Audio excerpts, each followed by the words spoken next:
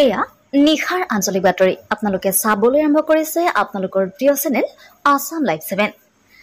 আজি নিখাৰ প্ৰথমটো খবৰ বিহালী ৰাংচালি ব্ৰহ্মপুত্ৰৰ নদীত দুটা মৃতদেহ উদ্ধাৰ অঞ্চলটোত চাঞ্চল্যৰ সৃষ্টি। বিহালী আৰক্ষী থানা অন্তৰ্গত ব্ৰহ্মপুত্ৰ নদীৰ ৰাংচালি জুৰিয়া ঘাটত আৰু বেগেটি ঘাটত পৃথকে পৃথকে দুটা স্থানত মৃতদেহ উদ্ধাৰ। প্ৰাপ্ত তথ্য অনুসৰি আজি পুৱা মাছমৰীয়াই মাছ মাৰিবলৈ যোৱাৰ সময়তে প্ৰথমে জুৰিয়া ঘাটত আৰু তাৰ পিছতে বেগেটি ঘাটত আৰু এটা মৃতদেহ প্ৰত্যক্ষ কৰে। ইয়াৰ পিছতে অঞ্চলটোত এক হুলস্থুলীয়া পৰিৱেশৰ সৃষ্টি হয়। ঘটনাস্থলীত বিহালী আৰক্ষী উপস্থিত হৈ মৃতদেহ উদ্ধাৰ কৰে। বিশেষ সূত্ৰৰ মতে জানিবলৈ দিছে যে মৃত পুৰুষ আৰু মহিলা দুইজনেই বটিয়ামাৰী অঞ্চলৰ কাৰোবাৰ চাহ বাগিচাত কৰ্মৰত আছিল। যোৱা কালি ব্ৰহ্মপুত্ৰ নদীত মাছ ধৰিবলৈ গৈ মৃত্যু মুখত পৰিব পাৰে বুলি ৰাইজে সন্দেহ প্ৰকাশ কৰিছে। আজি নিশাৰ দ্বিতীয়টো খবৰ দক্ষিণ পাণ্ডুৰী শাখা সাহিত্য সভাৰ উদ্যোগত অনুষ্ঠিত হয় কামৰূপ জিলা সাহিত্য সভাৰ কাৰ্যনিৰ্বাহক সভা 2024। গ্ৰহণ কৰিছে কেইবাটাও গুৰুত্বপূৰ্ণ সিদ্ধান্ত। অন্যতম প্ৰধান সিদ্ধান্ত অনুসৰি আগন্তুক 7ম ৰাজ্যিক পূৰ্ণাংগ কাৰ্যনিৰ্বাহক সভা অনুষ্ঠিত হ'ব দদৰাত। কামৰূপ ৰত্ন বঁটা প্ৰদানৰ বাবেও গঠন কৰা হৈছে সমিতি। প্ৰকাশ কৰা হ'ব কেইবাখনো গ্ৰন্থ। আজিৰ অনুষ্ঠানতে উন্মোচন কৰা হয় কৰৰা উচ্চতৰ মাধ্যমিক বিদ্যালয়ৰ সহশিক্ষয়িত্ৰী জুনু কলিতাৰ গল্প সংকলন উপলব্ধিৰ বিতচকু। অসম সাহিত্য সভাৰ প্ৰধান সম্পাদক উপেন্দ্ৰজিৎ শৰ্মা আৰু কামৰূপ জিলা সাহিত্য সভাৰ সভাপতি ডক্টৰ নৃপেন্দ্ৰ নাথ তালুকদাৰে ৰাজ্যখনৰ শেহতীয়া ৰাজনৈতিক সামাজিক পৰিস্থিতিৰ ওপৰত গুৰুত্বপূৰ্ণ মন্তব্য কৰে। দুয়োগৰাকী সাহিত্য কাণ্ডাৰীৰ স্পষ্ট মতামত প্ৰাচীন কামৰূপৰ ঐতিহ্যৰে মহিয়ান বৰ অসমৰ আৰ্হিত চালিত হ'ব লাগে অসম সাহিত্য সভা। অসম সাহিত্য সভাই জাতি জনগোষ্ঠীৰ কৃষ্টি সংস্কৃতি ভাষা ঐতিহ্য ৰক্ষা কৰি আগবাঢ়ি যাব। সমাজ জীৱনত কোনো কাৰণতে ধৰ্মীয় সাম্প্ৰদায়িক মেৰুকৰণক প্ৰশ্ৰয় নিদিয়ে। বৌদ্ধিক সমাজক একত্ৰিত কৰি সাম্প্ৰদায়িক বিষবাস্প নিৰ্মূল কৰাৰ চেষ্টা অব্যাহত ৰাখিব। আজি নিশাৰ তৃতীয়টো খবৰ কলিয়াবৰত অপৰাধ নিচাজাতীয় দ্ৰব্য আৰু বাল্য বিবাহৰ বিৰুদ্ধে সজাগতা সভা। মুখ্যমন্ত্ৰীৰ কঠোৰ স্থিতিৰ পিছতো দৈনিক বৃদ্ধি পোৱা অপৰাধ নিচাজাতীয় দ্ৰব্যৰ অবাধ প্ৰচলন আৰু বাল্য বিবাহৰ বিৰুদ্ধে কলিয়াবৰত অনুষ্ঠিত হয় এক সজাগতা সভাৰ 4 নং ভুৰবন্ধাৰ গাঁও প্ৰধান আৰু গাঁও ৰক্ষী বাহিনীৰ সৌজন্যত অনুষ্ঠিত হয় এই সজাগতা সভা। নৱপ্ৰজন্মক মদ ভাং কানি ড্ৰাগছ সেৱনৰ পৰা কেনেকৈ ৰক্ষা কৰিব পাৰি আৰু পিতৃ মাতৃয়ে এই ক্ষেত্ৰত কেনে ভূমিকা পালন কৰিব লাগে তাৰ ওপৰত বিস্তৰভাৱে আলোচনা কৰা হয়। কলিয়াবৰ ভিন্ন প্ৰান্তত সময়ে সময়ে এনে সজাগতা সভা অনুষ্ঠিত কৰি এখন অপৰাধমুক্ত সমাজ গঢ়াৰ সচেতন মহলে যি পদক্ষেপ গ্ৰহণ কৰিছে তাক সকলোৱে একমুখে শলাগ লৈছে।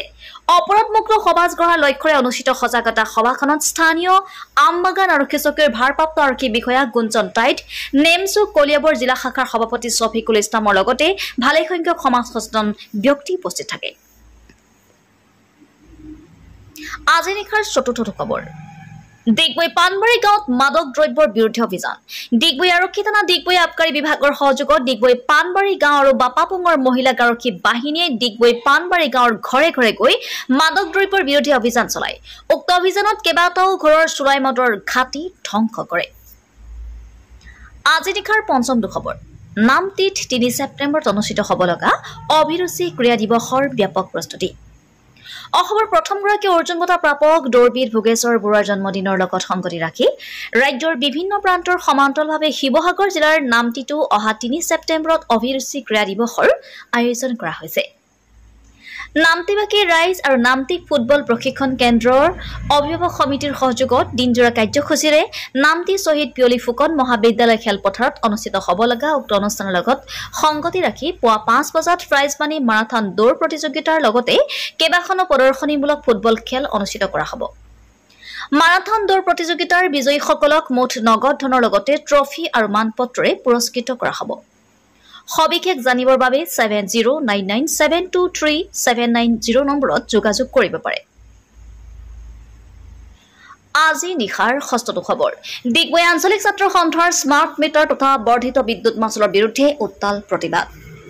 স্মাৰ্ট মিটাৰ বিৰুদ্ধে উত্তাল প্ৰতিবাদ ডিগবৈ আঞ্চলিক ছাত্ৰ সন্থাৰ। ডিগবৈ আঞ্চলিক ছাত্ৰ সন্থাই তিনিচুকীয়া জিলা ছাত্ৰ সন্থাৰ আহ্বানত সাব্যস্ত কৰে প্ৰতিবাদী কাৰ্যসূচী।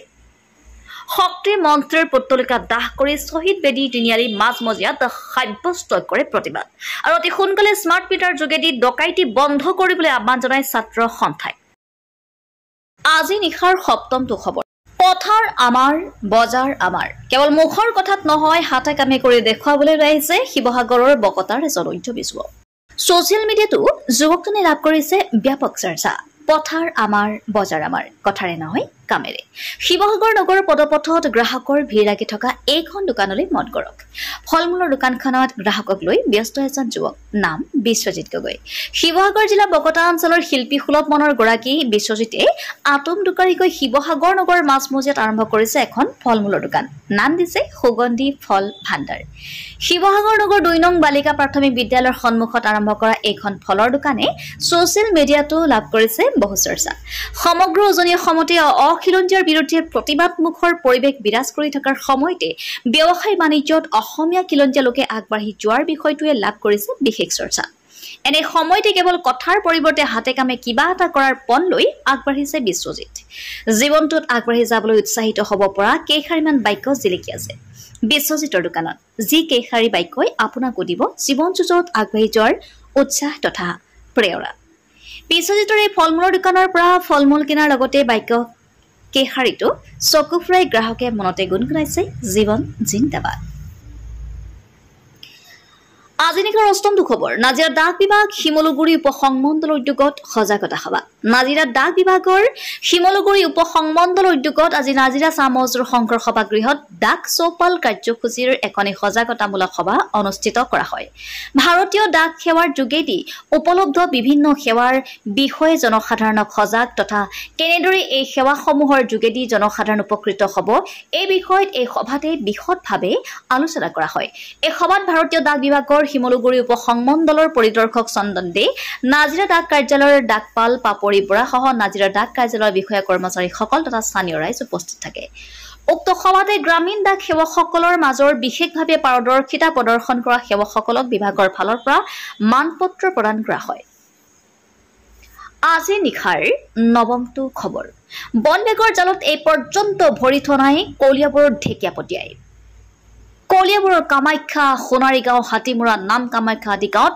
মুক্ত বিচৰণ কৰি আছে দুটাকৈ ঢেকীয়াপতীয়া বাঘে বাঘ দুটাই অঞ্চলটোৰ পশুধন নিধন কৰি চলাই আছে আতংক ৰাইজৰ দাবীত অৱহেলাই বাঘ বন্দী কৰিবলৈ বন বিভাগে শনিবাৰে স্থাপন কৰে এটা পিঞ্জৰা নাম কামাখ্যা গাঁৱৰ প্ৰশান্ত পাঠক নামৰ লোকজনৰ চিত্ৰনলা বাগিচাত স্থাপন কৰে পিঞ্জৰাটো কিন্তু এই পৰ্যন্ত বন বিভাগৰ জালত পৰা নাই বাঘ দুটা পিঞ্জৰাবদ্ধ হোৱা নাই বাঘৰ গতিবিধি নিৰীক্ষণত ব্যস্ত বন বিভাগ আজি নিশাৰ দশমটো খবৰ আচাৰ প্ৰতিবাদত কপিল কলিয়াবৰ তিনিআলিত সদৌ আদিবাসী ছাত্ৰ সন্থাৰ প্ৰতিবাদী কাৰ্যসূচী জনজাতিকৰণৰ দাবীত কলিয়াবৰ মুখ্যমন্ত্ৰীৰ কাৰ্যালয় প্ৰাংগণত আচাৰ প্ৰতিবাদ কলিয়াবৰত ধৰ্ণা কাৰ্যসূচীৰে প্ৰতিবাদ সাব্যস্ত আচাৰ নগাঁও জিলা সমিতিৰ অসমত বসবাস কৰা আদিবাসী জনগোষ্ঠীৰ চাওতাল ওৰাং মুণ্ডা গড় খাৰিয়া গঞ্জু আদিকে ধৰি সম্প্ৰদায় হিচাপে জাতিগত প্ৰমাণপত্ৰ প্ৰদানৰ দাবীত প্ৰতিবাদ সাব্যস্ত কৰে সদৌ অসম আদিবাসী ছাত্ৰ সন্থাই মিছন বসুন্ধৰাৰ অধীনত অসমৰ আদিবাসী চাহ শ্ৰমিকসকলক শীঘ্ৰেই ভূমিপট্টা প্ৰদান কৰিবলৈ দাবী জনাই সদৌ অসম আদিবাসী ছাত্ৰ সন্থাই